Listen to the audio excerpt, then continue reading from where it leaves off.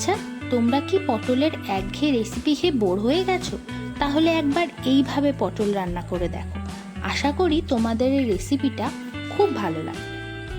নমস্কার বন্ধুরা, আমার কিচেনে তোমাদের সবাইকে জানাই অনেক অনেক অনেক স্বাগত। তো পটলের এই রেসিপিটা বানানোর জন্য আমি প্রথমে 10টা মতন পটলকে খুব ভালোভাবে ধুয়ে পরিষ্কার করে নিয়েছি। এবার এই পটলের ওপরে যে আলতো আস্তরণ বা স্কিন থাকে সেটাকে একটা ছুরি দিয়ে এইভাবে চেঁচে তুলে বাদ দিয়ে দিতে হবে। আর পটলের দু ধারকেও কেটে বাদ দিয়ে দিতে হবে।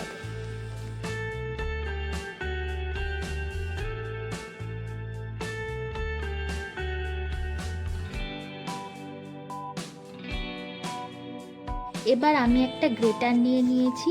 তো তোমাদের কাছে যেমন গ্রেটার থাকবে সেই গ্রেটারের ছোট মুখ দিয়ে পটলগুলোকে এইভাবে গ্রেট করে নিতে হবে। তো আমি সব পটলগুলোকে এখানে একটা একটা করে গ্রেট করে নিয়েছি। আর পটলগুলোকে ঠিক এইভাবে ঝুরঝুরে করে গ্রেট করতে হবে। যদি পটলের মধ্যে বীজ থেকে যায় তাহলে বীজগুলোকে আলাদা করে বাদ দিয়ে দিতে হবে, নইলে কিন্তু পরে যদি বীজগুলো মুখে পড়ে তখন কিন্তু খেতে একটুও ভালো লাগবে না।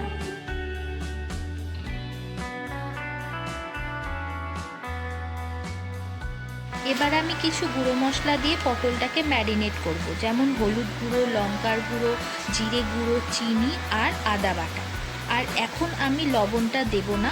কেন দেব না সেটা আমি তোমাদের একটু পরে বলছি।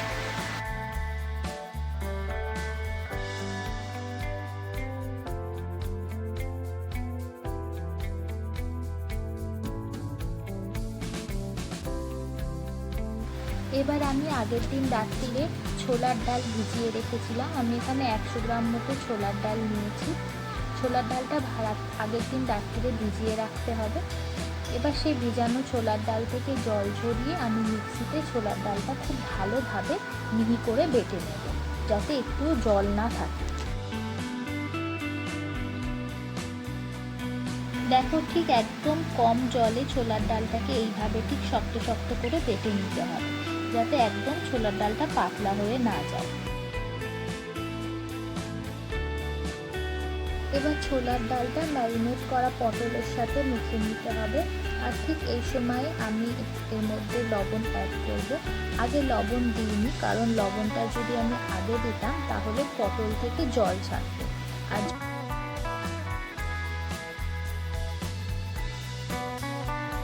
এবার সব কিছু খুব ভালোভাবে আস্তে আস্তে মেখে নিতে হবে। খুব বেশি চটকানো যাবে না, তাহলে পটলটা থেকে কিন্তু জল ছাড়বে আর মিশ্রণটা একদম পাতলা হয়ে যাবে।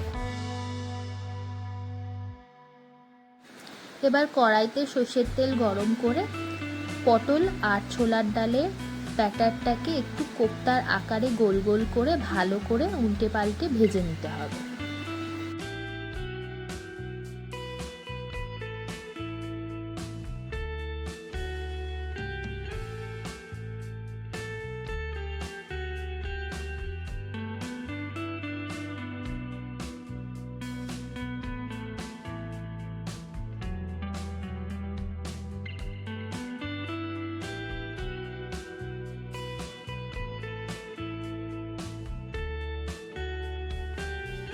দেখো, আমার সমস্ত পটলটা এইভাবে কোপ্তার আকারে গোল গোল করে ভাজা হয়ে গেছে। তোমরা যদি চাও এই কোপ্তাগুলোকে গরম গরম ভাত আর ডালের সাথে বড়া হিসাবেও খেতে পারো, আবার এগুলোর তরকারি বানিয়েও খেতে পারো। তো আমি 2-4টে বড়া রেখে দিয়েছিলাম খাওয়ার জন্য, আর বাকিগুলোকে আমি তরকারি বানিয়েছিলাম।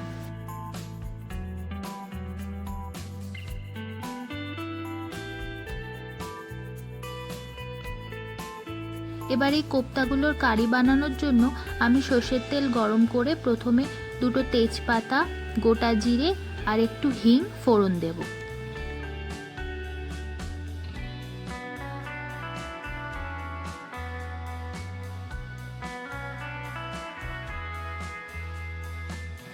এবার ফোড়ন দেওয়ার পর একটু নাড়াচাড়া করে নিয়ে আমি একটা গুঁড়ো মশলা রেডি করব। একটা বাটিতে 1 চামচ হলুদ গুঁড়ো, 1 চামচ জিরে গুঁড়ো আর 1 চামচ লঙ্কা গুঁড়ো দিয়ে এর মধ্যে পরিমাণ মতো নুন দিয়ে আর 1 চামচ আদা দিয়ে একটু জল দিয়ে ভালো করে মিশ্রণটাকে মিশিয়ে নিয়ে এই মিশ্রণটা কড়াইতে দিয়ে দেবো।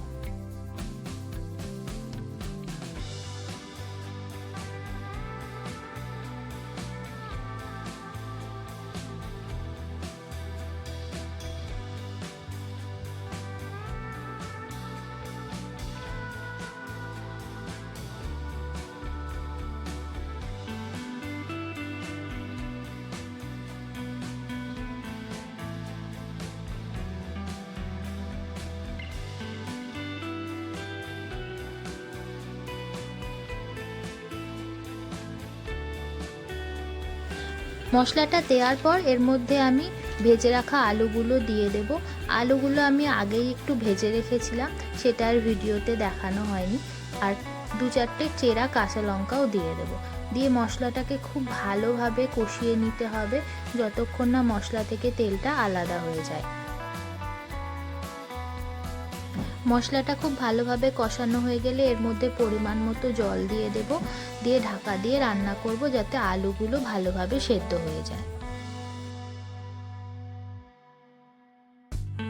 জলটা ভালোভাবে ফুটে আসলে আর আলুগুলো ভালোভাবে সেদ্ধ হয়ে আসলে একটা একটা করে কোফতাগুলো আমি ঝোলের মধ্যে দিয়ে দেব। আর 5 থেকে 6 মিনিট একটু হাই ফ্লেমে ফুটিয়ে নেব। খুব ভালোভাবে ফুটে গেলে নামানোর আগে আমি 2 চামচ ঘি ছড়িয়ে নামিয়ে নেব। একদম নিরামিষভাবে বানানো এই পটলের রেসিপিটি তোমরাও বাড়িতে একবার ট্রাই করতে পারো। আশা করি তোমাদের খুব ভালো লাগবে। আর প্লিজ আমাকে জানিও যে তোমাদের এই পটলের নতুন রেসিপিটি কেমন লাগবে।